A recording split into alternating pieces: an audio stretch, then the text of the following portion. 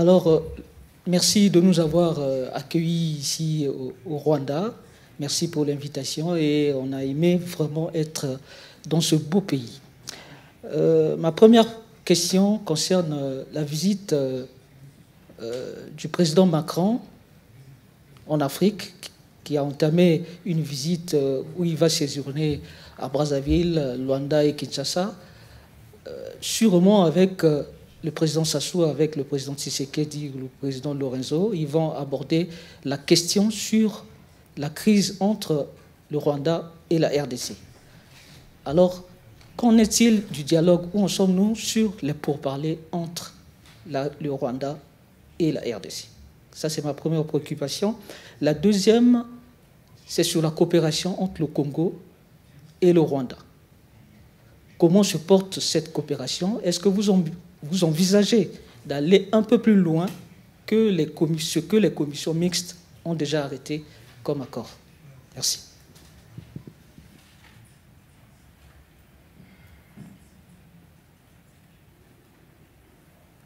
Right.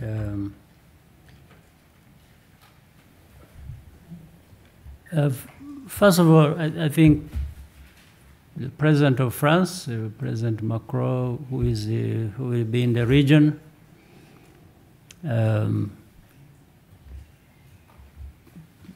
is one of a number of countries and people who have been trying to help in resolving this problem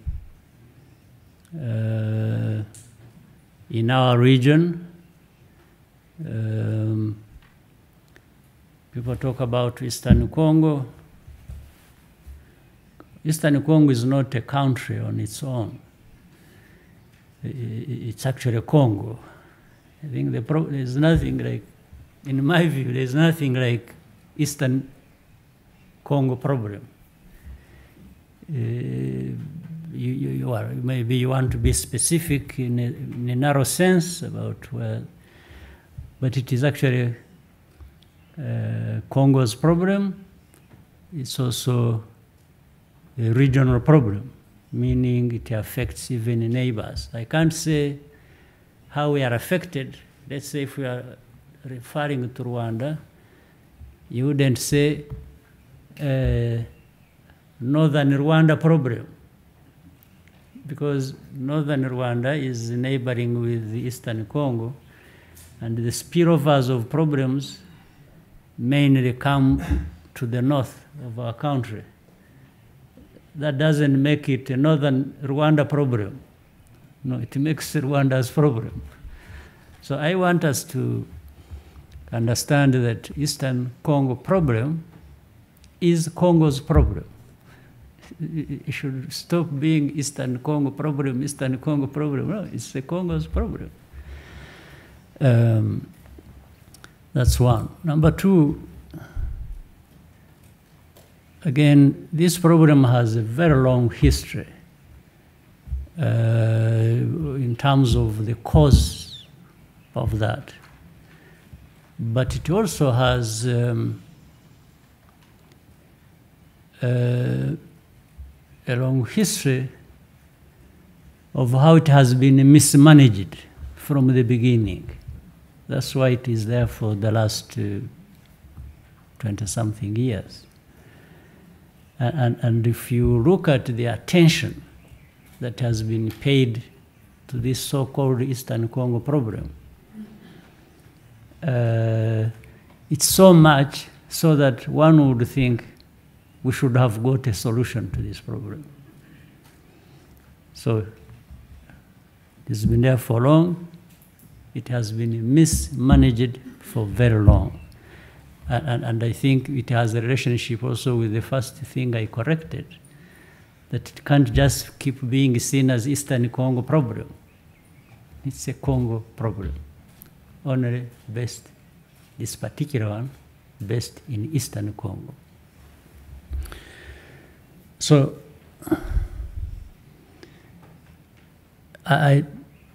your important question, I'm not sure. People have discussed this problem in all kinds of settings. The AU summit, we discussed it. We discussed it in Kenya. We discussed it in Angola. We have discussed it around the General Assembly in New York. We have discussed it almost everywhere, and people, there are other well-wishers there who want to help in this problem. The other day we were supposed to go and meet in Qatar over the same problem. That didn't happen, but maybe it is going to happen in the near future. So everywhere we are talking about this problem. So the importance of your question, therefore, lies in this fact that how can any problem, but particularly this one, continue to be discussed, just discussed, and keep people taking. We have communiques, we have all kinds of statements, but that's why it has stayed for all these years. Then on top of that, we remember the background. We have under global peacekeeping, we have had thousands, tens of thousands of troops called peacekeepers in the Congo for this time. They are supposed to keep something, to resolve something, keep peace, resolve the underlying issues for the lack of peace. Again, we are there for these years of meaning decades, still we see no problem, no solution. So surely if anyone stepped back a little bit and wanted to make sense of what is happening, somebody should realize that something is terribly wrong. And we might be addressing the wrong problem, or we are providing the wrong solution to the problem we know. Otherwise, there is no other explanation how things can continue like this forever. Now, people who want shortcuts, but even then, shortcut is supposed to reduce the time you address something. But people who want shortcuts blame it all on Rwanda. This is now the easiest, but even then, I have not found how it becomes a shortcut, because we are still there with the problem. Maybe if we had blamed Rwanda, as even if wrongly, and got a solution, okay, we can live with that. We can say, okay, Rwanda was blamed for a problem that is not theirs, and they incurred so much in terms of cost and this and that. But at least we found a solution. So, but now it has only turned out to be an additional problem, for which you're not going to find a solution. As if the first problem is not bad enough, we add another problem, which is blaming it all on the wrong party altogether. So, is it just a matter of meetings that even if it were for that, we have not had a few meetings. is it we've run short of people to blame? I don't think that is even giving us a solution. So I think people need to come back to our senses and see how, because I try to summarize what I think is the origin or why we keep going back and forth and not finding. I should say it originates with the history between our two countries, Rwanda and DRC. We shared the colonial history because we were all governed by Belgians at that time, DRC, Rwanda, and Burundi. Then whatever happened, in fact, we find, like it has happened in many other countries. I've been raising this question, if there is any country in Africa that does not have people on one side of the border similar or related to people on the other side of the border of the country that are neighboring each other. I don't think there is any.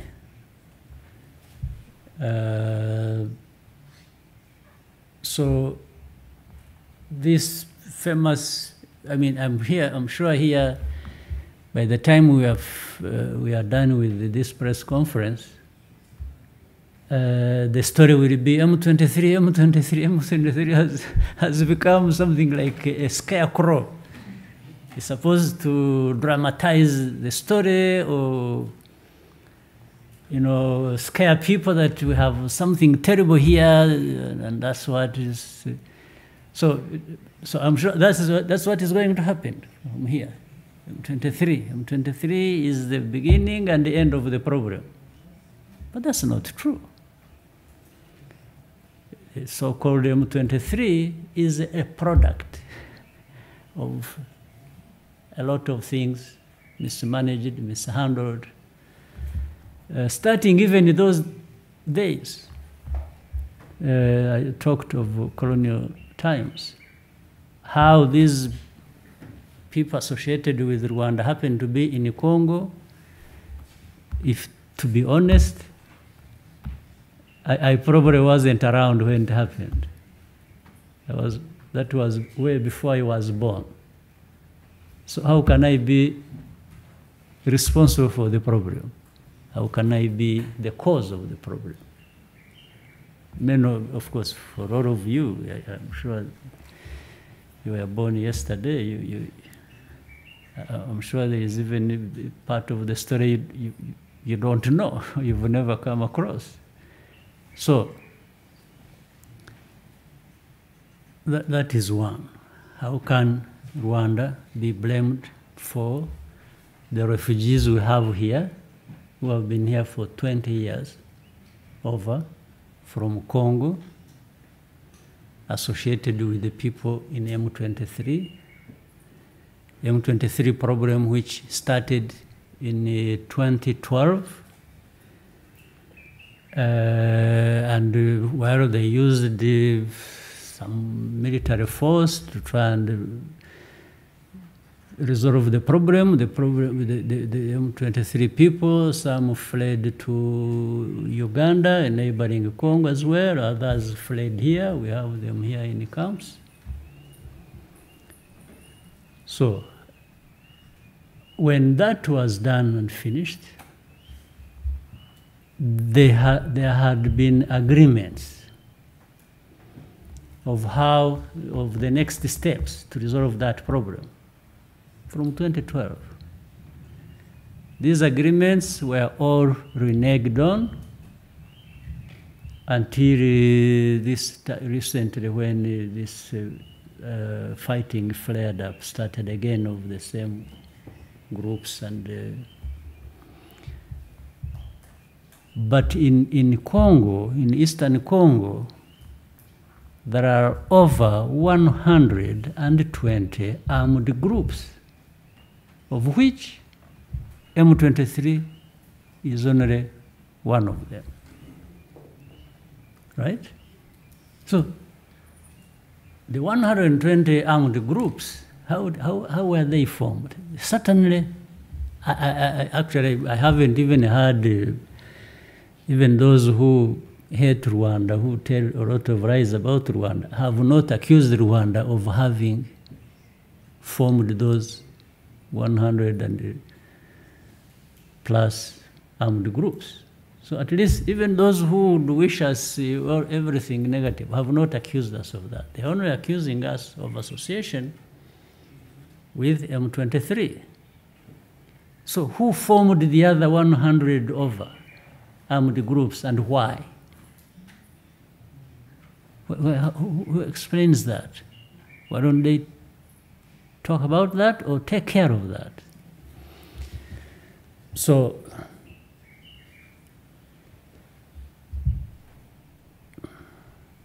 I would suggest to people that they simply need to look at what needs to be looked at. The root causes of what we are having to deal with. The root causes are clear. I've told you in that history. Even agreements were reached of how to resolve that from 2012. How could they not have been implemented, those agreements? It can't be because of Rwanda. Even if I bring you to the recent events, this fighting that it started a couple of years ago was not started by Rwanda by any means or by anybody. Try to look at, just follow the history of how this recent fighting started. It had no involvement of Rwanda at all. Only that maybe the ones who started it or who wanted it to be there designed it in such a way that they would then blame it on Rwanda. And it's simple how to do that. You just have to distort the history. Because they are saying, no, these are people from Rwanda. These are Rwandans, meaning the M23 and the people we have here as refugees who have been here for over 20 years are all called Rwandans. So they are from Rwanda. So it's like they are sending them back to where they came from the beginning. This is really the story. The story is all of these Rwandans in Congo, it doesn't matter how they went there, they should go back to Rwanda. But what is even more interesting is that while you are sending away these Rwandans and saying they should go to Rwanda, back to Rwanda, it doesn't matter how they got here, these same people are retaining other Rwandans who are FDLR. You have heard of that? So FDLR is actually welcome in the Eastern Congo. But the rest should go back to Rwanda. So that again tells the story. But the way they retain FDLR, the reason they do that, is because they think they can build around it for so long. They have been trying to do that. A force that would come and destabilize Rwanda, and I think the president of Congo at one point, it must have escaped from his thoughts. Remember when he said he's going to bring regime change in Rwanda. Of course, I didn't take that seriously. I thought it was a joke. He must have been joking, and he's allowed to make those jokes. It's okay. But it's also something that may be in the minds of some people, they wish for that. But that's a different subject. So, what is simple? Why don't we even look at those old agreements? There are many, by the way, whether they were reached by the former government under President Kabila and others that were reached by the current administration about how to resolve this matter with these same people they are having a problem with. Even if we just started with that alone. And that could be helpful. So the root cause, if there are people here. First of all, if there are people they think are not Rwandan, are not Congolese, they are pretending, okay, those we can identify and put them aside. But how about those they would identify as actual Congolese? What is the reason for not accepting them as they should accept other Congolese? So the whole story now turns into, oh, this is an invasion from Rwanda, they want a piece of Congo. No, but before you come to that, maybe you need to answer these questions I was raising. Of course, we are very conscious of the fact that Rwanda geographically is really small. That's a fact. How it came to that, I'm not even going to talk about it. That Rwanda was dismembered and cut to pieces and left people. I'm not talking about that. I don't need to talk about that. It's not in my mind. But we are where we are. We've been where we are for so long. It's not today that we are thinking of encroaching on somebody else's territory to increase our size and so on. I mean, unless somebody really is just insulting us and thinks we are that foolish in this day and age to be investing in things that are so costly to us that we would be looking for that. I don't think so. This is just diversionary. What is clear is, let's go to the real problem. Let's go to why is this fighting? How did it start? Who started it? Why? Who are these people who are fighting? What do they want? Whether it is M23 or the other groups I told you that are up to or over 120 groups, armed groups. So the mismanagement, the bad governance, cannot just be explained away. You need, and also the rights of people. The rights of people need to be given to them. Always, whether it is Eastern Congo or here or anywhere, the moment you think or you have a policy of denying people their rights and persecuting them, you know that when people have nothing to lose, they will fight you. You can blame the ones who you imagine is helping them, you can do whatever you want, but I think history has shown us many things that when you tamper with people's rights for so long and think you are so powerful or have right to do that, the moment it turns on you, it might be too late for you. And then the other stories, you can see they are really looking for all kinds of excuses to run away from the real problem or root causes of that problem. Then the next time it is about minerals. Oh, Rwanda is poor, it has no minerals. they are invading our country, they are fighting, supporting M23,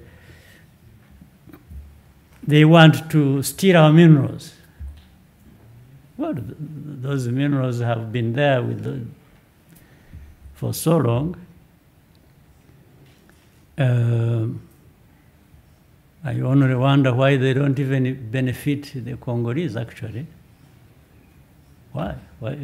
How about the Congolese who are not in Eastern Congo but are so far away from there? Do they really benefit from these minerals? So now you have somebody to accuse for invading your country looking for minerals. Do you know that we have some minerals here? They may be fewer than you find in Congo, but we have some minerals. In fact, the coltan which they talk about, we have a lot of coltan, and it is of a much higher quality than you would find coltan anywhere, including Congo. Try and do some research about it, people will tell you the story. It goes up to about 40, even up to 60%, where in Congo it's about 20, 30% for the content of coltan. Let's investigate, you know the truth. So then gold, we have gold, you know, in the old days when we were fighting a war here, somewhere in the northern part, Chumbi, we used it to pick gold, alluvial gold from, there's a place, is it Kivuye or something? We used, Miove. It is Miove. We used to pick gold. People would be in ambush waiting for the enemy, and they find gold, and they and I'm not dramatizing anything. So we actually have gold, which is even on the surface in Miove. Sorry. So I mean, these are all just useless stories to divert people away from the real problem. Then you can turn around and ask MONUSCO that has been there for forever. Actually, some of you have been born after it was deployed there, I'm sure, in this group. Yeah, it's true.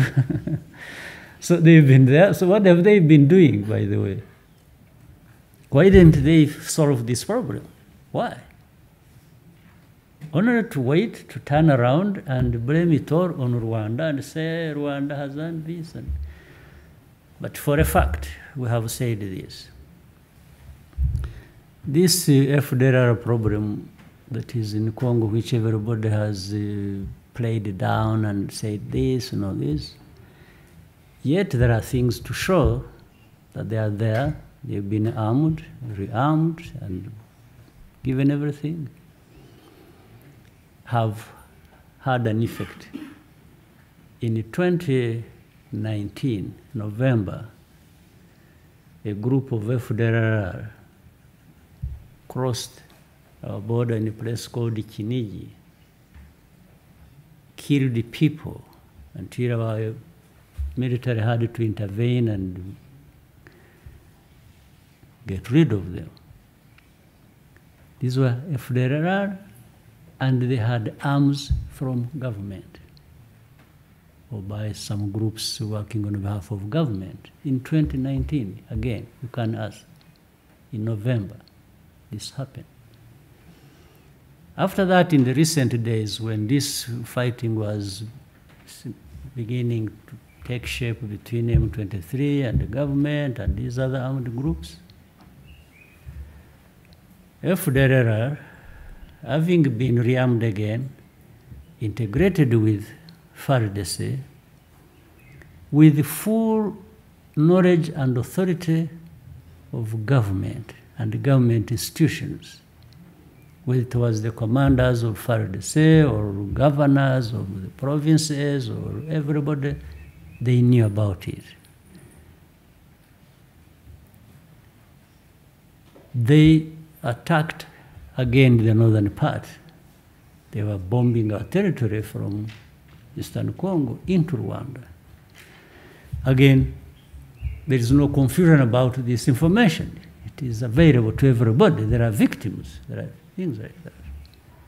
We have communicated directly with the government of Congo. I did communicate directly with the President of Congo on these issues when they were happening. And so this has resulted into, we have had to deploy, we have massively, we have even increased deployment along our border. And what we are supposed to do and will do whenever it will be necessary is to make sure nobody crosses again our border to attack our people or uses any territory near us to share Rwanda again without consequences. So this is not a secret. We have said it publicly. So when you turn that into a problem, oh, you know, Rwanda is helping M23, they are in Congo, they are, okay, but you must answer another question. Why would they be doing that? Why would Rwanda be doing that? Why would Rwanda want to go into Congo? Why would Rwanda support M23? Why? If you get those answers, you should also ask yourself, what is FDLR doing in Congo, armed and working with government of Congo? Why? Why are they there? What are they to do? The third issue is, what should Rwanda do? Have FDLR armed once in a while, crossing the border, killing our people, and we should just keep quiet? This is another question that must be answered. The other question is, what has been the presence of MONUSCO and other groups that have gone into Congo to help Congo to pacify this region? What have they been doing all these years? What have they been doing? Associated with FDLR? Or maybe part of the rearming FDLR? Somebody must answer that question. Finally, I want to say this. Just end on what I asked from the beginning. Why would Rwanda, of all countries, want to be part of or the cause of instability in the neighborhood? Why? What would we gain from that? What can anyone gain from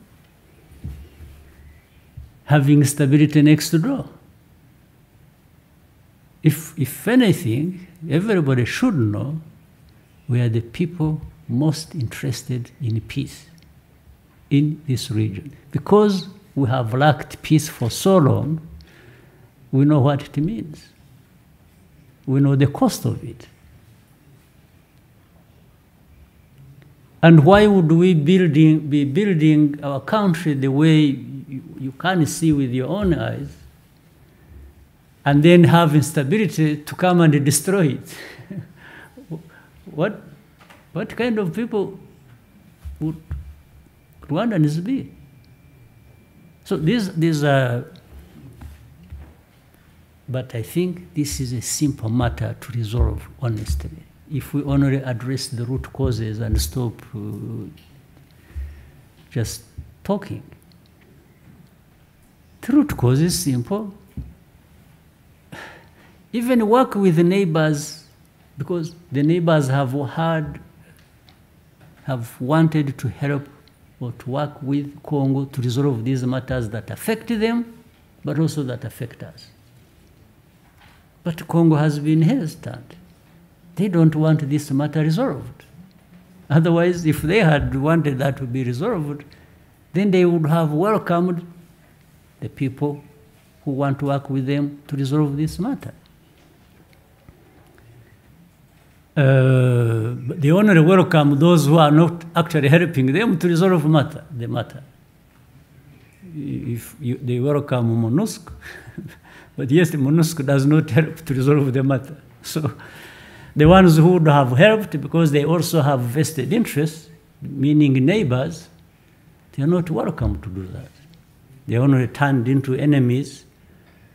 And then there is a lot of politics being played. They always say, oh, the country has been invaded. Congo. People invade Congo for what? To do what? But Congo is harboring, is home to groups that are armed, that even some of them being armed by Congo to destabilize neighbors. And the case, our own case, is a good example. And then the rest, the media, the human rights, the humanitarian, the UN groups, the different countries, they're just making a noise, oh, M23, M23, for a problem that has those dimensions I've been explaining to you. People are just making a joke of everything and of lives of people, millions of lives of people. So why are these refugees we are having in Rwanda there for over 20 years? Why don't they find a home? The first threat against their lives is their own government, is their own neighbors or people who they are supposed to be living side by side. So I've taken long because to explain your point, I thought to. Because people treat this matter as something they just want, they hope one day they can wish away, or they can use it to wish away other facts and factors around this problem. No, you cannot solve a problem by just wanting to wish it away. That's what has happened, and that's why we are with it for over 2 decades.